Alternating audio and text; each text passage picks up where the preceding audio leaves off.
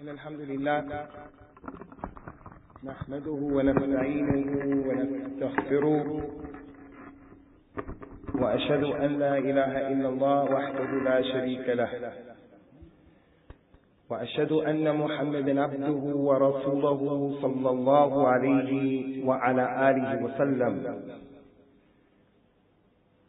بلغ الرسالة وأدى الأمانة وجاهد في الله سبحانه وتعالى حق جهاده. أما بعد، فإن أصدق الحديث كتاب الله تعالى، وخير الهدى هدى محمد صلى الله عليه وسلم، وشر الأمور محدثاتها، وكل محدثة بدعة، وكل بدعة ضلالة، وكل ضلالة في النار. Brothers and sisters in Islam, when we look at the youngsters of our community, especially the teenagers, we see in them and with them those things that pleases us, and we see those things that displease us. And in both instances, the things that we see that pleases us and what we see that does not please us, a result of it is shared from both sides, the responsibility of it. What pleases us comes as a result of what the parents are doing and what the children are doing as well. They should be praised and thanked. And what displeases us is not all the fault or the responsibility of the children.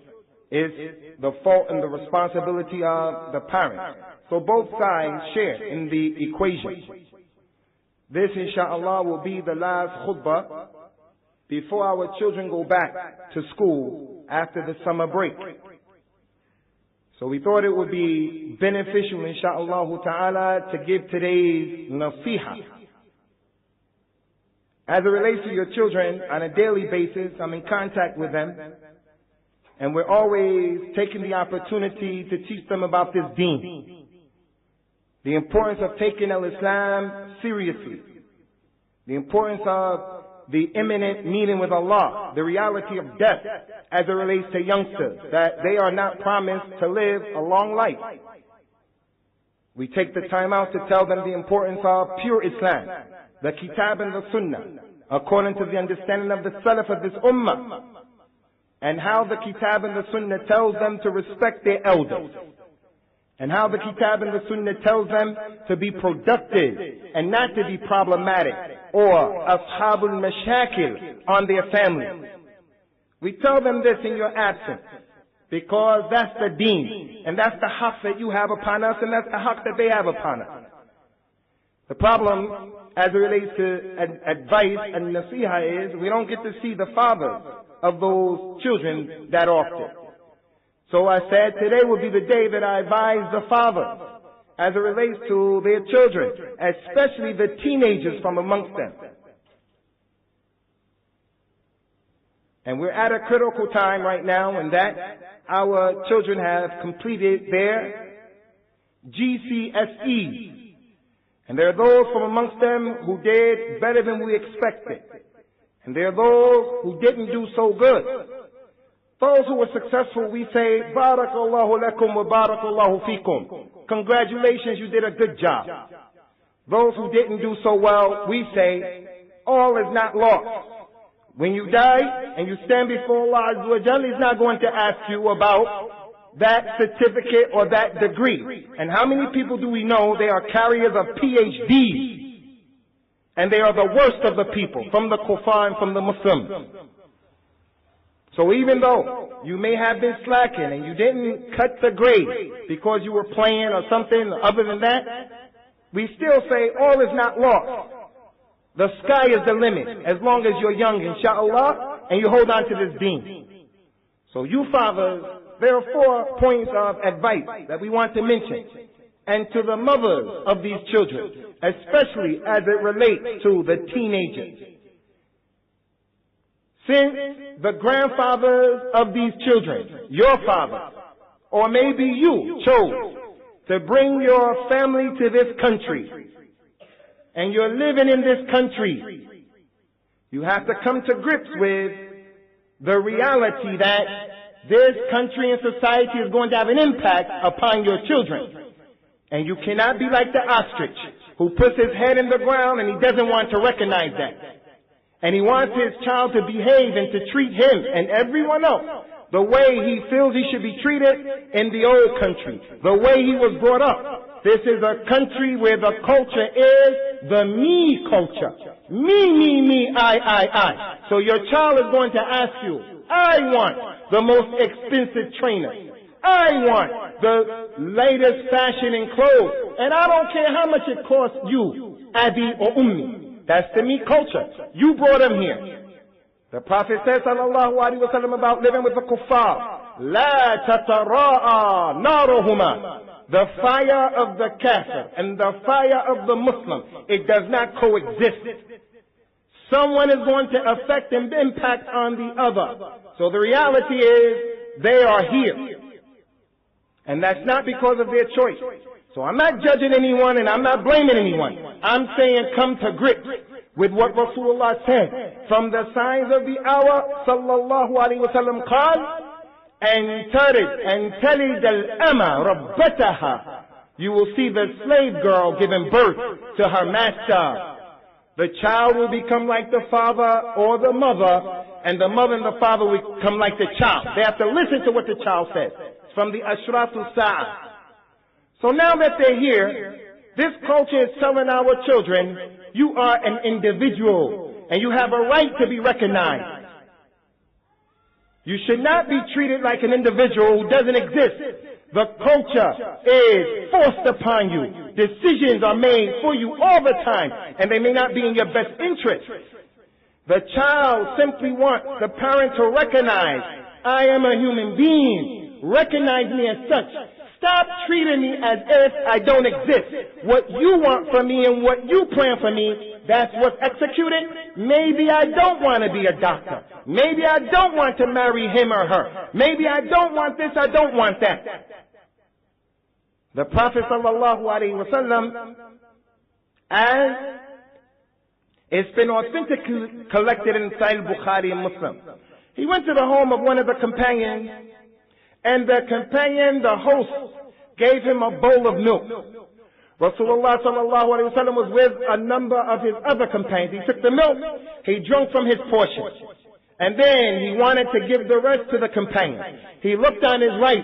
There was a young man, a ghulam, younger and smaller than our teenagers, a little boy. And to his immediate left was Abu Bakr and Khalid ibn Walid and Umar and Uthman and the Kibaru Qawm. Rasulullah said to that little boy, sallallahu alayhi wa sallam, أَتَأْذِنْ أَنْ أُعْتِيَ هَؤُلَاءِ مِنْ نَصِيبِكَ؟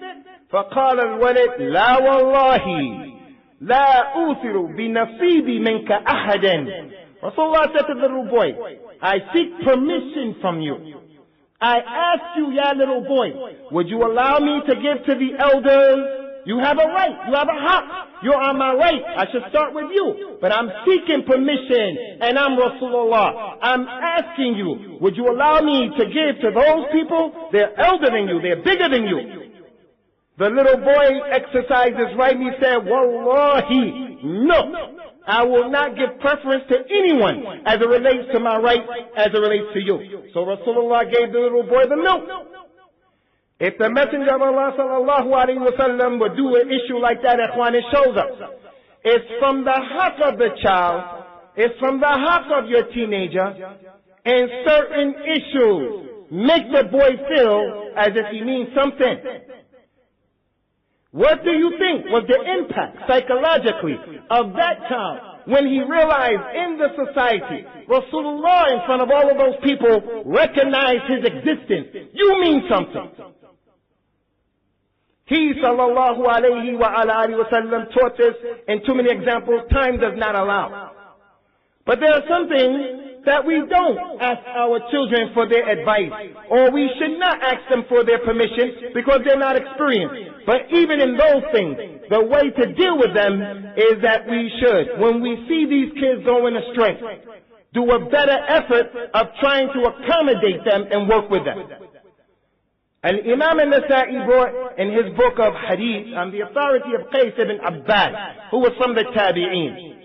Qais said, بينما أنا في المسجد أصلي في صف المتقدم إذ جاءني الرجل من خلفي فجذبني جذبة فقام مقامي والله ما أقلت من صلاتي شيئا فلما انتهى الإمام فإذا هو أبي بن كعب فقال لي أبي يا فتى لا يسك الله إن هذا أهد النبي أهده إلينا أن نليه. Qais ibn Abbas, he said, one day I was in Prophet Muhammad's masjid sallallahu alaihi wasallam and I was praying with the people in the first row. And then a man came and he pulled me out of the first row and got in my place and pushed me back. He said, Wallahi, I did not understand anything about my prayer. I was not concentrating. The man broke my prayer and he was a fitna. But he remained patient because that's the deen. Someone is older than you, be patient. He was quiet and patient. He said after the salah, the man turned around and it was Ubay ibn Ka'b radiyallahu anhu. Ubay ibn Ka'b said, oh young boy, oh young man, do not become upset. But this is what Allah's messenger ordered me to do, to always get behind the imam in the salah. Rasulullah said to the ummah, sallallahu alayhi wa sallam, istaqru al-Qur'an min arba' min ibni Mas'udin ومن سالم مولى أبي حذيفة ومن أبي بن كعب ومعاذ ابن جبل. He told this ummah, take the Qur'an from 4 men.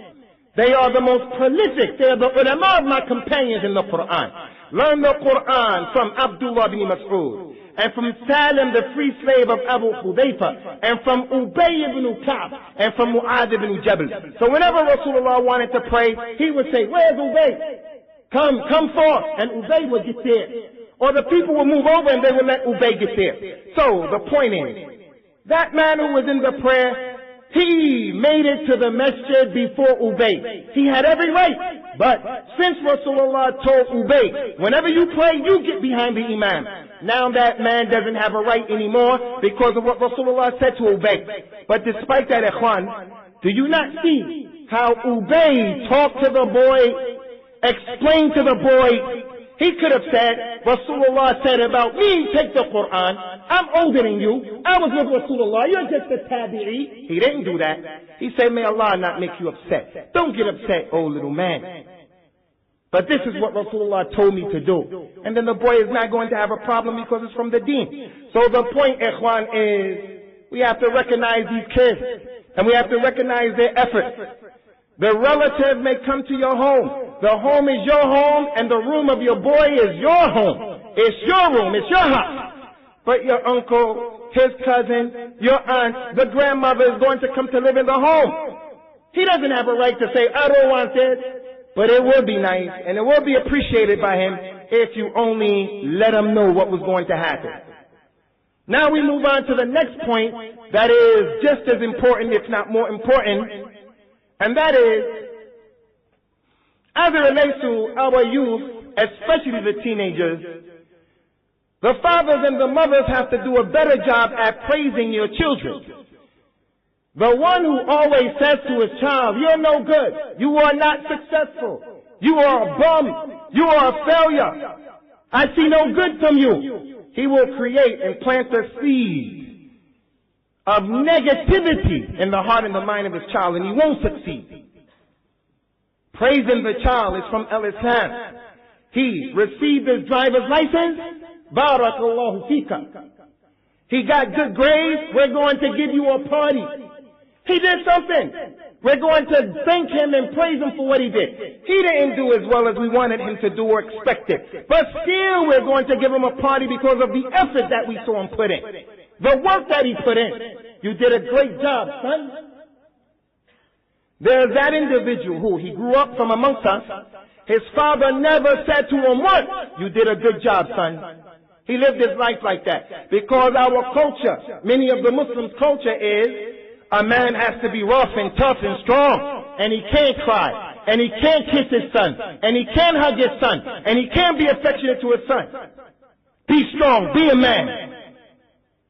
There's an individual who Allah described in the Qur'an that our children believe they're that individual. He said in the Qur'an, وَضَرَبَ اللَّهُ مَثَلًا رَجُلَيْنِ أَحَدُهُمَا أَبْكَمْ لَا يَقْدِرُ عَلَى شَيْءٍ وَهُوَ كَلٌّ عَلَى مَوْلَاهُ أَيْنَمَا يُوَجِّهُ لَا يَأْتِ بِخَيْرٍ هل يستوي هو أو من يأمر بالعدل وهو على صراط مستقيم.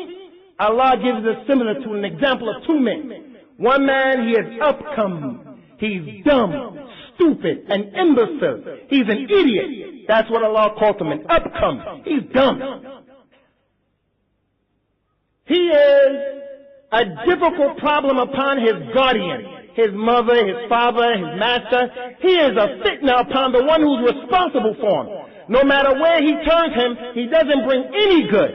Is he equal to the one who orders with good and he's on the Sirat al-Mustaqim? Is he equal to the one who is in your home, who does good in the grave, never gets in trouble? They're not the same. What some of our children believe, because we never praise them, that they're from the second one. And they may not be from the second one. I heard with my own ears that Allah has created and connected to my head that one of the fathers mentioned in front of his oldest son, who doesn't have a beard, who doesn't come to the masjid. He said, I used to send this one to the masjid, and look at him, he's a failure now. He does nothing but drive a taxi. There are those who drive taxis are from the happiest people. They're from the su'ada. And there are those who are successful in this dunya, and they're from the ashqiya. He does nothing, he's a failure. So I want you to take care of this other younger son. He said that in front of the older son. Called him a failure. Is that from the deen of al-Islam? I see why he doesn't want to practice the religion. So we should praise our children. There is a companion, her name is Sulaim. She understood this. When Rasulullah made it to Medina, Sulaim brought her son, Anas ibn Malik. She sat in front of her son. Ya Rasulullah, inna Anasan zakiyun wa muti'un. Verily my boy Anas is smart and he's obedient. Let him take care of you, Ya Rasulullah. I give him to you. She put her son with the sheikh, with the alim, with the Nabi of Allah. And as a result, he grew up knowing all of the secrets of the household, the sunnah of what he used to do for tahajjud. The boy heard what her mother said about him. He's smart, he's obedient, he's a good kid. Rasulullah understood as well. So he took care of Anas for 10 years. In Sahih al-Bukhari and Muslim, Anas ibn Malik قال خدمت النبي صلى الله عليه وسلم 10 سنين فما قال أف لي قط وما قال لي شيء فعلته لماذا فعلته ولا لي شيء لم أفعله لماذا لم تفعله. He said, I took care of Rasulullah for 10 years in Medina. I was his khadam. And he never said to me, oof, one time. And nor did he say in 10 years, for something that I did, why did you do that? And for something I didn't do, why didn't you do that? For 10 years. And all we say to our son is, you're no good, you're a failure, you didn't do anything, and then we wonder why the kid doesn't want to pray. And we wonder why we have to go and get him out of the jail. We wonder because you don't praise the child. Which brings us to the next most critical point. And that is a point that comes to us from the statement of Allah Azza wa Jal. لقد كان في يوسف وإخوته آيات لسائلين إذ قالوا ليوسف وأخوه أحب إلى أبينا منا وإن أبانا لفي ضلال مبين اقتلوا يوسف أو اطرحوا أرضا يخل لكم وجه أبيكم وتكونوا من بعده قوم صالحين. Verily you have in Joseph, verily you have in Yusuf ayat for the one who asks. The one who wants to know how to be a good father or a good mother, you have in the story of Yusuf and his brothers a good sign. When Yusuf's brother said, verily Yusuf and his brother Binyamin, they're more beloved to our father Yaqub, the Nabi of Allah. They're more beloved to him than we are. Even though we are a strong band, a large group of people, verily our father is clearly astray. Our father who gave birth to us and took care of us is in dalalun mubin. That's what the child said to me. Your child said to me 2 kalimat that won't cause the heart to be ripped in part, but it will cause the kidney to become dry. It's a sad word. Word number 1. Wallahi, when I get older, I will not ever have children and treat them the way my father treats me. The second kalima that your child said was, I don't know if I'm my father's son because of the way he treats me in comparison to the other kids. And the story of Yusuf, ikhwan, is a sign. It shows us point number 3 from the advice. And that point is, we have to be careful about making distinctions between our children. Showing our older children how much we love the younger children. Someone may ask, is it permissible, is it from the deen, to love a child over another child? Wallahi, this is permissible. And most of us fall into this. Most human beings love one child over the other children. There's nothing wrong with that. Yaqub loved Yusuf and his brother Binyamin. Why? He loved Yusuf because Rasulullah said about him, Utiya Yusuf Shatr al-Jamal. Yusuf was given half of the beauty in this dunya that human beings have. Yusuf has half of that. And he was obedient. He loved Binyamin because he was the youngest. He was obedient. So the human beings are like that. The man loves the child because he is the smallest. He loves the child because this is the child that his first wife gave birth to and she died as a result of that. And now he's married to the second wife who is not as religious as the first wife. So that child reminds him of that first wife and her taqwa and her deen. A lot of reasons why he loves one child over the other. This is permissible. ولن تستطيعوا أن تعدلوا بين النساء ولو حرصتم. You will not be able to be just and fair between your women if you have more than one, even if you try. Meaning, you will love one more than the other. They asked Rasulullah, Ya Rasulullah, who's the most beloved person to you? He said, Aisha. And Aisha used to get jealous of Khadija radiallahu anha. Every time he slaughtered an animal, Khadija would get upset because he would give some of the animal to the friends of Khadija. Rasulullah was asked by his wife, Aisha, the most beloved, why do you do that? He said, sallallahu alayhi wa sallam, Inni ruziqtu hubbaha. Allah gave me the rizq.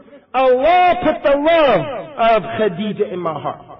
So it's permissible. But it's not permissible to show the child who is not your favorite how much you love the child who is your favorite. And usually it's the youngest one from amongst us. The youngest one from the children is the one who gets that special treatment. Now the teenager, he doubts the love of his parents for him because of the way they deal with the younger ones. Do not make these distinctions. And Nu'man ibn Bashir radiallahu anhu, he came to the Prophet sallallahu alaihi wasallam and he told him, Ya Rasulullah, this is my son, and Nu'man. I gave him as a gift a garden, and his mother orders me to come to you to bear witness of the garden, so that the other wives will see that the mother is high and her son is high. Rasulullah asked Bashir radiallahu anhu, I take the sa'ir walidik mithla hadha. Did you give all of your children like you gave to this boy? He said no. He said sallallahu alayhi wa sallam, ittaqullah. Ittaqullah wa'dilu fi awladikum. Washhid ghayri alayhi fa inni la ushhid ala al-jaw. Oh, you people, fear Allah. Fear Allah and be fair and just between all of your children. Now go and get someone else to bear witness, because I do not bear witness. I will not make the shahada on oppression. أقول قولي هذا وأستغفر الله لي ولكم ونسأل الله تعالى التوفيق والسداد.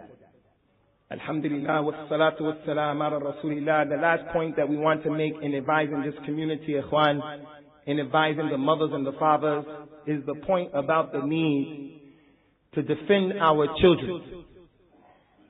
And I only can deal with one aspect of the defense that they are in need of. To defend your child. To let your child know. At home he has a mother and a father. In his community he has a group of uncles and brothers. If something happens and his haqq is taken away from him in school, or his haqq is tread upon in the street, he has a group of people who are going to come to his defense. This was the sunnah of Rasulullah sallallahu alaihi wasallam. He did not leave his children, nor did he leave the children of the companions to fend for themselves in this dunya. He was there for them. He came out and got on the minbar and told the people, it has come to my attention that Abu Jahl's daughter, they want to marry Abu Jahl's daughter to Ali ibn Abi Talib. He says, sallallahu alayhi wa sallam, Wallahi la adhan, thumma la adhan, thumma la adhan. Innaha badatun minni. Yuribuha ma ara, yuribuni ma arabaha, wa yu'zini ma adaha. He said, I will not allow Ali to marry the daughter of the enemy of Allah. Why? Because Fatima is a piece of me. What hurts her, hurts me. What annoys her, annoys me. If she's married to Ali, and she's married to the enemy of Allah's daughter, when the enemy of Allah's daughter becomes jealous and she gets upset, she's going to say something bad about the father of Fatima. She's going to be a fitna for the deen of Fatima. He said, I don't allow it. He came in the public and told them, I'm going to defend my daughter and her deen. Usamah ibn Zayd, his father Zayd ibn Haritha, was the free slave of Rasulullah sallallahu alaihi wasallam. When Zayd had Usamah, Rasulullah looked at Usamah the way he looked at Hassan al-Hussein, like a grandson. Usamah was of dark complexion. His mother was dark and his father was a light Arab. And the munafiqeen and the kuffar used to throw suspicion upon the mother of Usamah, and it used to hurt Rasulullah. At the end of his death, at the end of his life, he chose Usamah to be the leader of the army that he was sending out. Some of the Arabs started to say, how is this black boy who's only 17, 18 years old, how is he going to be the leader over us? We're Arabs and we're older. How is this? In the army was Abu Bakr, Khalid ibn Walid, Abdurrahman ibn Auf, Ali ibn Abi Talib.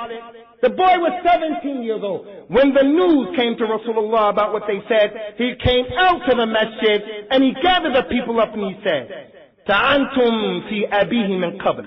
Wa wallahi innahu la khaliqun al-amara. You people criticized his father before this. His father is a free slave.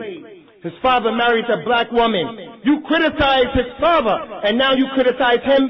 Wallahi, this boy has been created to be a leader over you.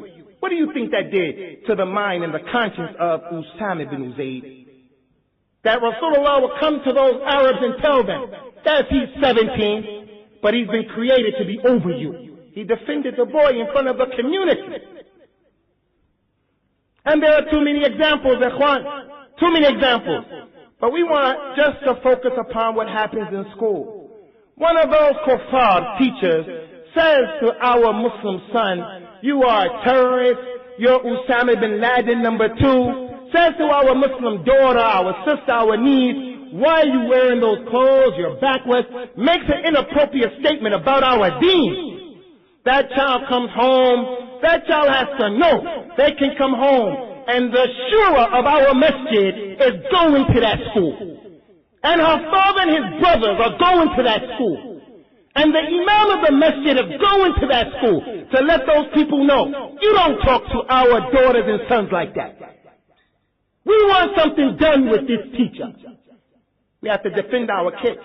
Not just give them up to the school. The teacher doesn't know that the child has a father at home because they don't see the father all year round. And then the father's upset when he doesn't do good on his GCSEs. Where were you, Akhi, to go to the lady at the school to ask, what's going on with my son? What's going on with my daughter? Why weren't you in the equation? You're part of the problem. Don't put all of the responsibility on the child. We brought him here. The system is against him, against his deen. We have to give them more support. We have to defend them. And I end with this statement. If a child from another masjid, if one of the kuffar made an inappropriate statement about his daughter or his son from another masjid, the shura here should go to the school because this is our deen. We're not going to be like those people who, if it's not from our masjid, it doesn't concern us. If it's not from our group, we won't pray over them. What Islam is that? May the curse of Allah be upon that kind of Islam. Not upon that individual, but the one who understands Islam like that. May Allah curse that Jahiliyyah. We're going to say, let's go to the school, brothers, and deal with this, what has happened to our Muslim brother from another home, from another side of the town, from another masjid. The Muslims will never ever get anywhere with this type of thinking. Those people are a barrier to the movement of Islam, this ignorance, racism. We ask Allah subhanahu wa ta'ala that none of you sit there in that audience and say, oh, he is not being sensitive to our culture. He wants us to change our whole culture. Nah, I'm saying you're in this country, you better realize one of the reasons our children are the way they are is because we brought them here. So we have to realize the reality of their environment. I'm not saying that the child should always be prayed to and we make sajda and ruku' for that child. No. But what I am saying is we have to try another way. We demand from them respect, but also in demanding from them respect, we have to work with our kids. We have to support our kids. We have to make them feel as if they have a place, they are someone. They want to get married, ask her first. The hadith says that. وَالْبِكْرُ تُسْتَأْذَنْ. And the virgin girl is asked for her permission. She's someone, she has something to say. Leave it up to her to say yes or no.